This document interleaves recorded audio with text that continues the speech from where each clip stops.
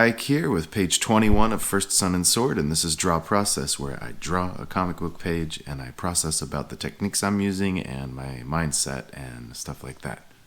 Okay, so in this thumbnail, I changed it a lot on the final page. We've got the Weaver saying something to them, dropping the herb poison into the bowl, and then saying something again as she drops it in the other bowl. And then there's just a panel of them sitting there before we see the bowls to see the effect of the poison on each of their blood. And then go on into the last two panels, the interaction about it.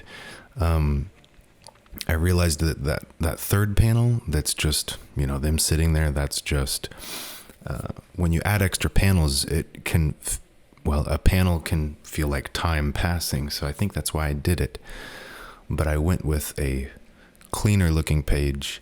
There's a big middle panel of her just revealing both bowls and speaking from off camera, with the word balloon coming into the page there. You'll see it as I draw it, but basically there's panel 1, 2, and then the third, fourth, and fifth were all combined into one wide panel, and the bottom two are the same too. So what I do here, I think even before I started, this is sped up a lot, but before I even started putting the borders down, I was roughly penciling my idea, my thumbnail, to make sure that it was going to work, since I didn't have a thumbnail for this version. Okay. And the pencils, they actually went very quickly this time. This is a shorter video. I didn't speed it up more. It's just, I sped it up even less, so the page just went quickly. It's always nice when things go quickly and work out well. Lately, I have been getting up early. It was kind of forced on me, since my fiance gets up early for work for like 1 week. And I'm going to stick with this, I think, because it's made me a little more tired, but I've had an easier time falling asleep because I am more tired at night. And when I get up in the morning and I don't have to take care of kids yet, I mean, that's a lot of it, or I don't have to go to work yet, I can get some things done, and I can start the day right off with focus and productivity. I definitely want to keep that up. It's part of what I've been, dealing with, trying to change in myself, is to be more disciplined, more focused, and just having like focused productivity time helps on a regular basis, which right now is like every day. Even if it is just an hour or two, it's every day.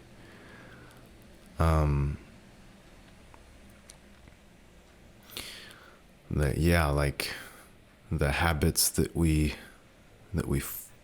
give to ourselves to shape ourselves.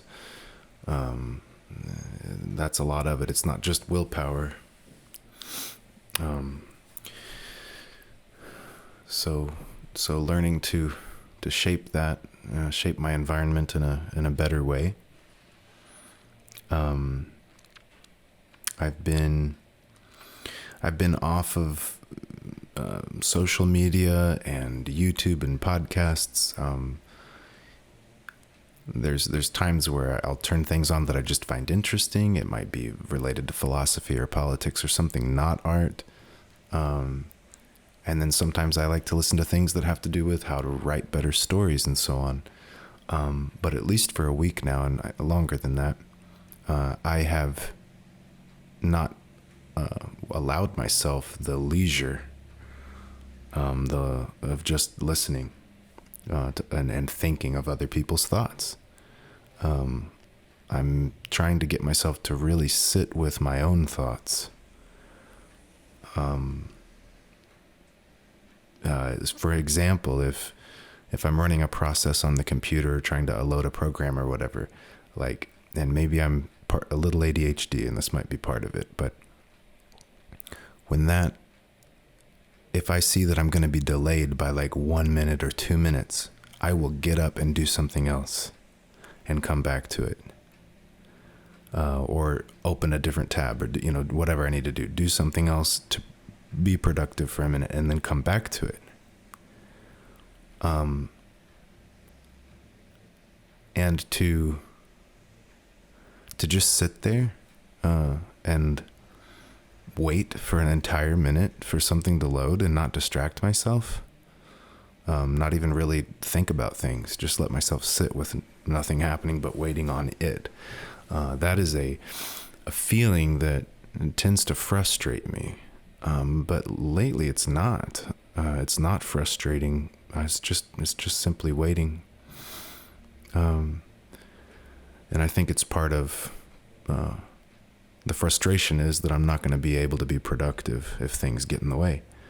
But I'm realizing I can be productive by really disciplining myself with my time and my mental space. And so much of it is the mental space. I've noticed through doing these videos and some other, like meetings I'm doing with other creators and artists, but especially through these recorded videos and talks, I noticed that I can jump from one thought to another, lose my place, and again, maybe is that partly ADHD maybe, but we can change that. We can change our minds to a degree here. So I'm realizing by listening to myself being recorded, and I don't use a script. I just try to come up with what I want to say. That I'm a little frazzled. I'm a little jumpy. And I'm learning to sit with my thoughts, sit with the pause in between thoughts.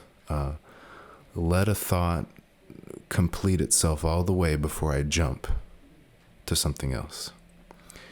It's similar with like art, like or writing, like I was helping my son write, and he was writing an essay, and he was wanting to backspace and just delete. He was starting a thought. I could see the thought coming out in the sentence, and then some part of it struck him as a little wrong, and he backspaces out of it. And I do the same thing with art. You can Control Z or start erasing as soon as you notice something wrong. But with my son, it's like, oh, wait a minute. Like I was able to instruct him on let your thought complete itself. Let your drawing, let your sentence you're writing, let it come out. Don't stop as soon as you sense something off about it. See it in its totality. And then you can process, then you can adjust. That's your first draft, and then you can make a second, third, fourth. But if you delete it, you've got nothing. And what feels off about it, that mistake feeling about it, is something that you can. It can be very informative. It can be very happy accidents. So you don't want to delete those things just immediately. So really learning to sit with my thoughts and be more present.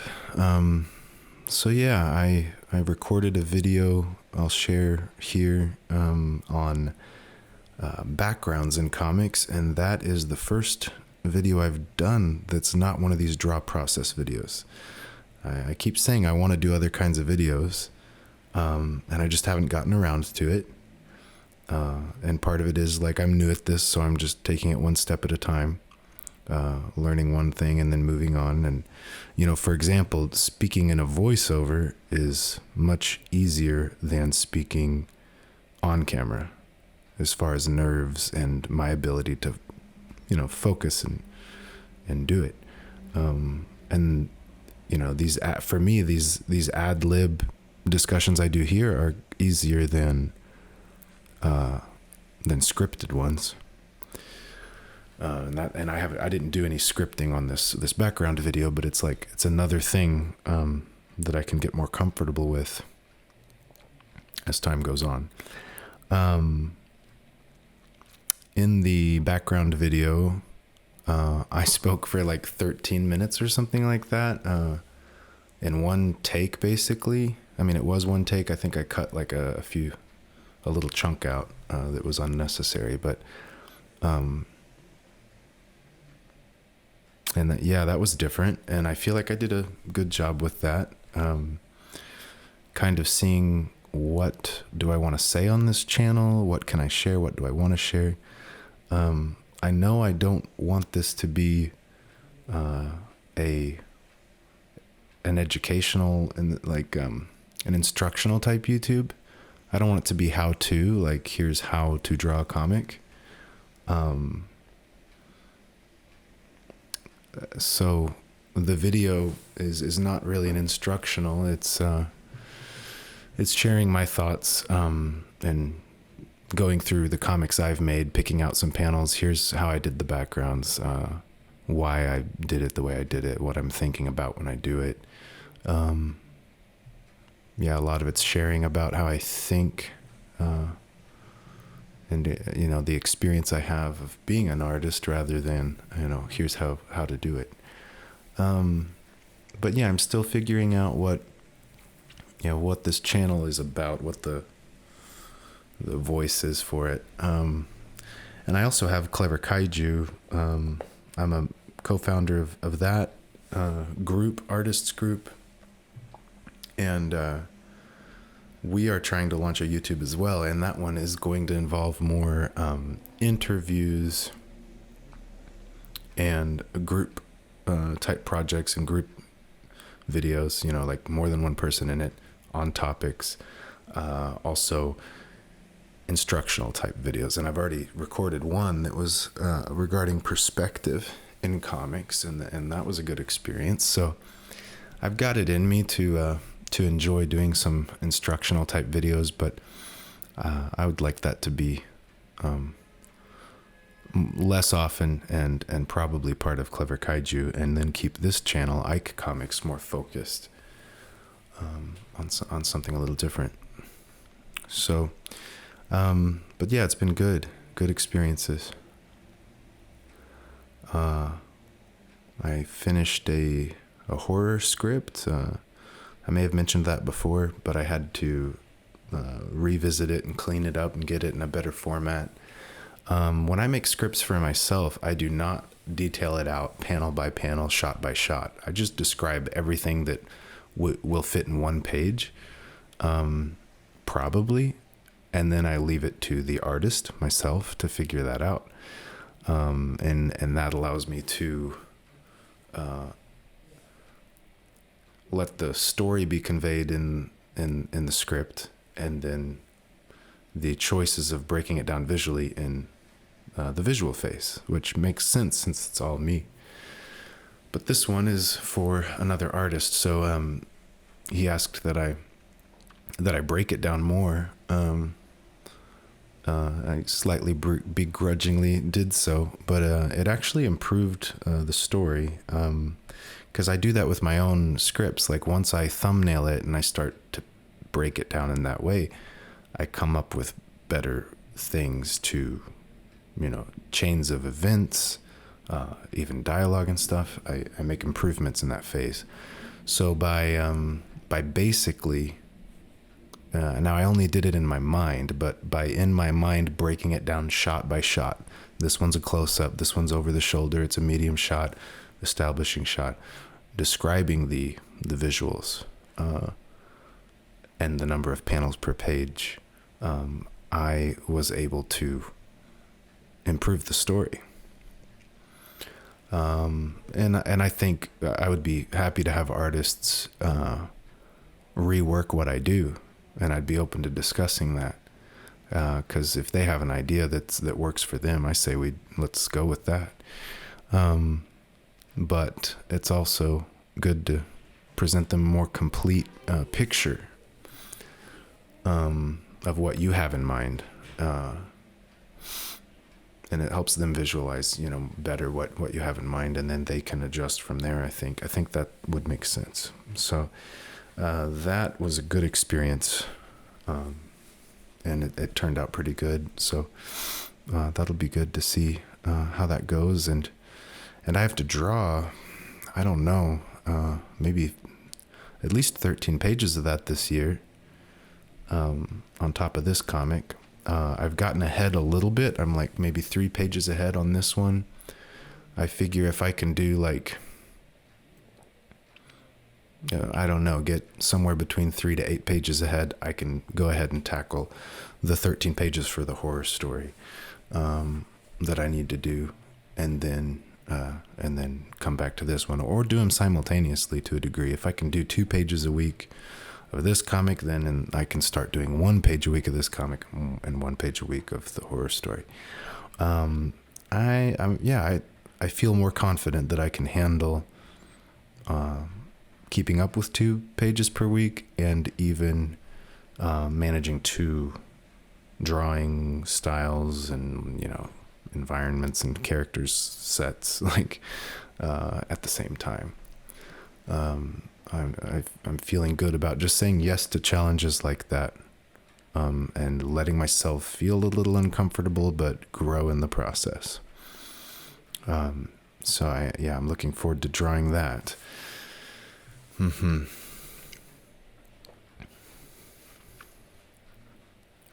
this page is just flying by as I'm talking here.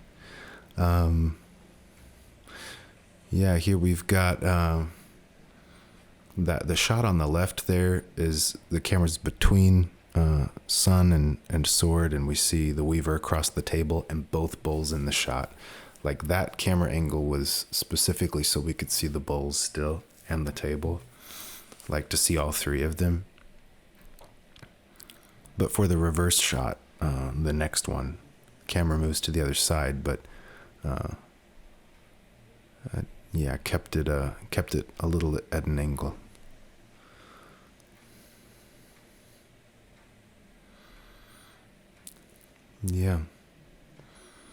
This shot here, a little more, I wanted to capture their reactions. They're watching her, and her hand dropping the leaf in, the poison in, at the same time.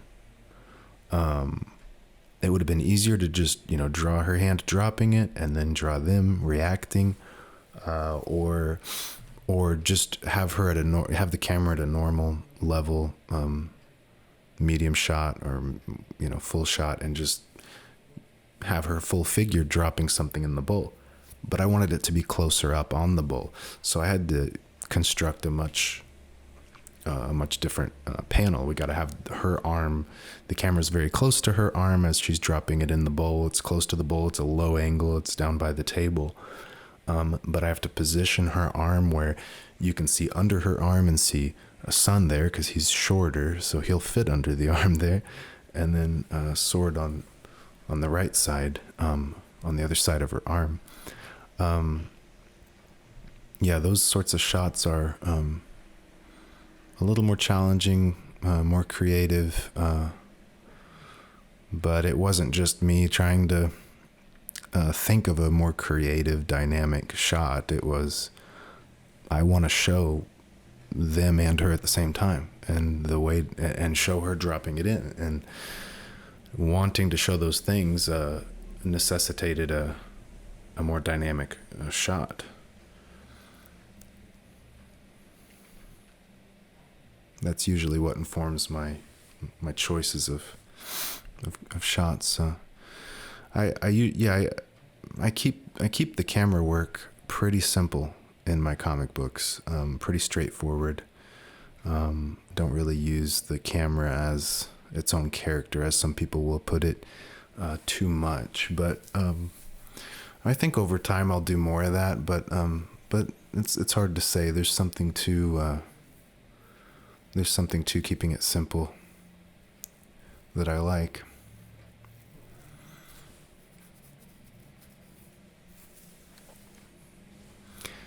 Yeah, we're almost done here cleaning up the page. All right, and there was the thumbnail I had, or my original draft of how to construct this page, and then there's how I chose to do it.